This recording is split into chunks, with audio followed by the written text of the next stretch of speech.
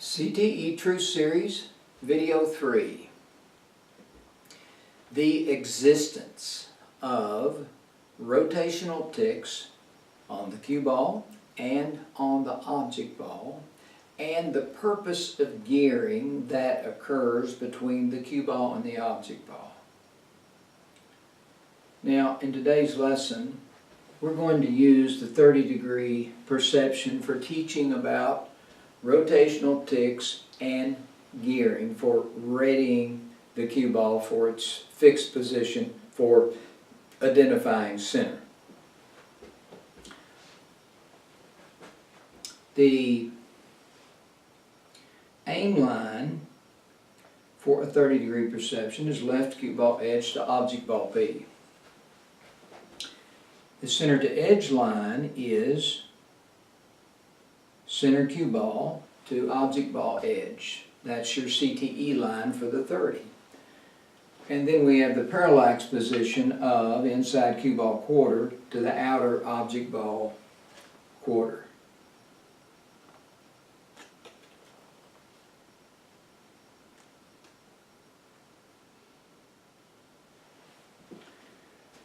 Now, there's more to what meets the eye when I look at this cue ball object ball relationship. Something very special is occurring.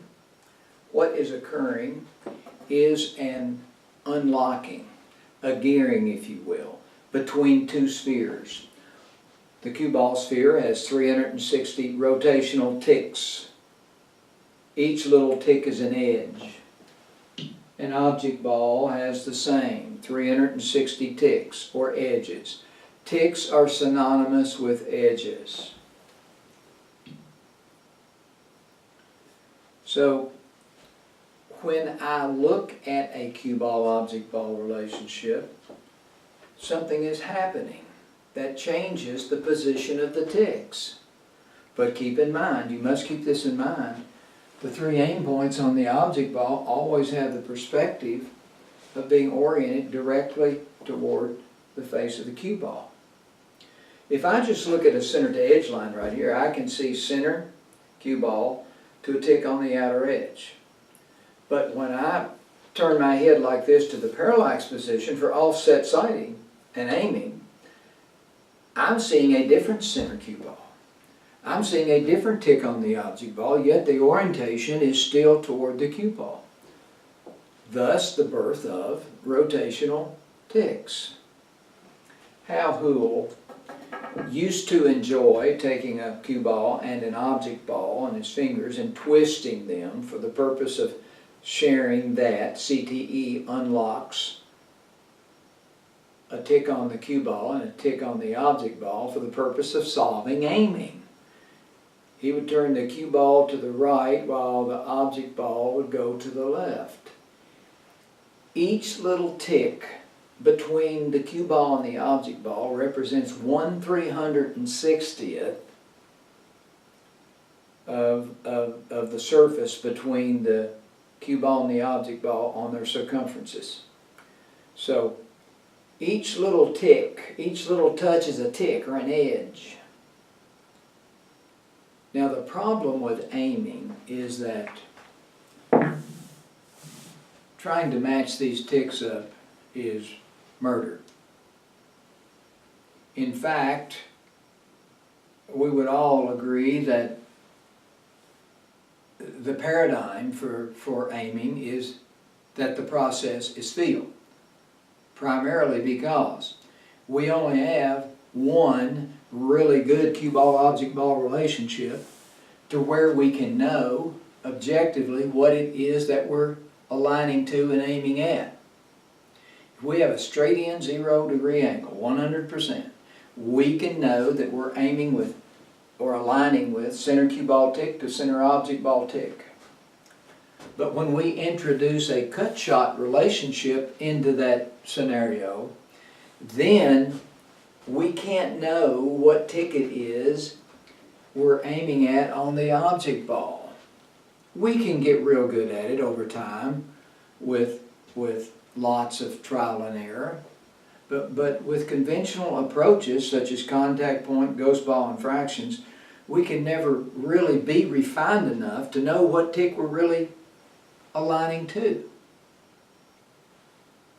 Not so with center to edge aiming. In center to edge aiming, you can gear the cue ball object ball relationships in such a way that you can locate center cue ball for unlocking the relationship, an overcut relationship to one of the right angles on a regulation table. So what happens is when I turn my head this way for seeing this left cut perspective, 30-degree perception, the cue ball ticks gear this way. The object ball ticks gear this way. So once again, when I turn my head this way, I'm affecting a gearing of the cue ball to the left and a turning of the rotational ticks on the object ball to the right. I'm positioning those ticks as if we're working with a lock so that we can pull the lock and open it. So what we're doing is we're getting the ticks positioned, readied for locating, identifying the center cue ball that solves the shot line. Now, you've heard this before. There's nothing on the object ball to aim at in CTE. Center cue ball is your target. One tick on the center of the cue ball is your target. There's nothing to aim at on the object ball. That solves that problem of having to know what tick. Goodness, what tick do I aim at on the object ball? Gear the cue ball, gear the object ball, and then know what tick you align to on the cue ball for solving the shot. So center cue ball, the center cue ball tick is your solution. That's why Hal would always say, center cue ball is your target. There's nothing on the object ball that is your target. Now, once again, for this left cut perspective, I'm turning my head this way to gear the cue ball this way, which in turn gears the object ball that way. The orientation of the object ball still faces the cue ball, but the tick locations have turned as a result of offset aiming. So I have to have my head, my eyes in a specific location.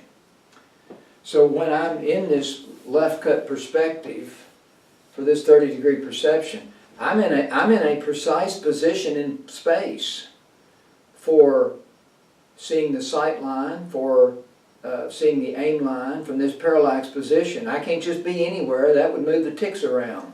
So I'm in this precise location with a perfect gearing, ready for a focusing technique that will give us center cue ball for solving the shot. Now let's take a look at this 30-degree perception from a right cut perspective. So what we're going to have is right cue ball edge to object ball B, center cue ball to left object ball outer edge, to left object ball edge. Now I hope I can get this to sit up there.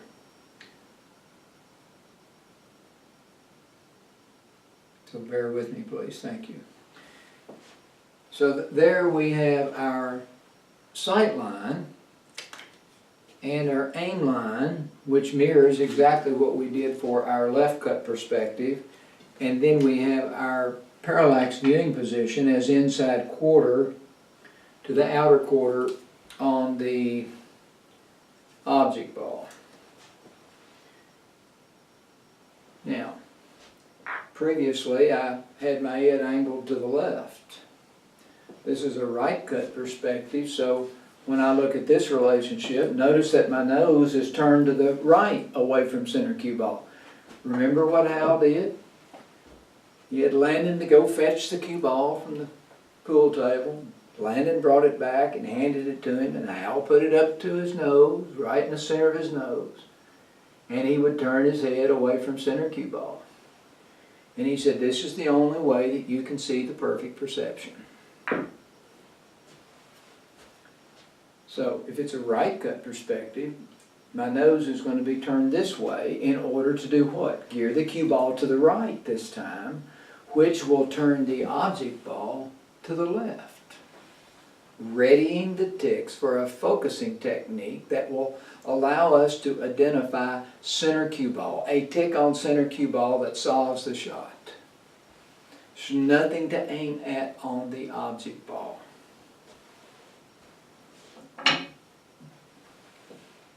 Okay, that brings us to the end of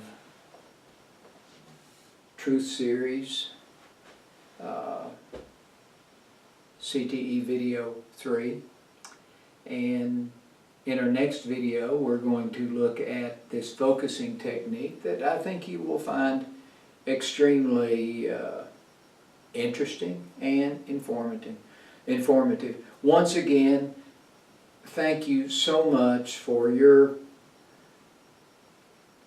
patience, number one, in waiting for this Truth Series and my book to be available. It's been a lot of hard work over a lot of years to be able to bring you this very valuable information that is going to standardize how we see cue ball object ball relationships for the purpose of aligning to the right angles on a regulation table. See you in Truth Series Video 4.